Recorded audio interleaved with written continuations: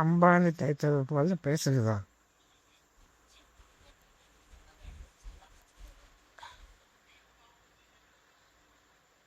அம்பானி தைத்தது போல பேசுகிறான் என்பது ஒருவருடைய பேச்சின் துல்லியம், நேர்த்தி மற்றும் அசைக்க முடியாத உறுதித்தன்மை ஒதுக்கி பயன்படும் ஒரு சுவாரஸ்யமான உவமையாகும்.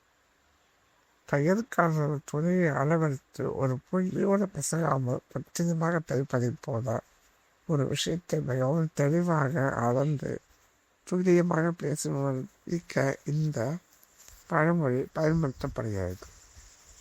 நான் பேசும் வார்த்தைகளில் எந்த குறையும் கண்டுபிடிக்க முடியாது, அவ்வளவு நேர்த்தியாக ஆணித்தனமாக வாதாடுவார் என்று கூறுவது போல மிகவும் கர்வத்துடன் அவர் தலைவரை பெரிய ஆள் தெரிந்தால் அசைக்க முடியாத நம்பிக்கையோடு பேசுவது இந்த சொல் குறிப்பிடுகிறது.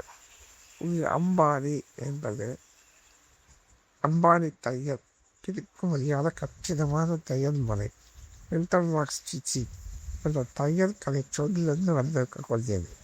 துணி பெரியவே முடியாதபடி கச்சிதமாக தைப்பது போல தேய்ச்சும் அசைக்க முடியாதபடி கச்சிதமாக இருக்கிறது என்பதை ஒரு வார்த்தை கூட குண்டுக்கு பின் முரண்பாமல் அலுவலகம் பிசகாமல் கச்சிதமாக பேசுகிறார் என்பது தரம் இந்த பழமொழி நமக்கு உணர்த்துகிறது. அம்பானி தைத்தது போல பேசுகிறார்.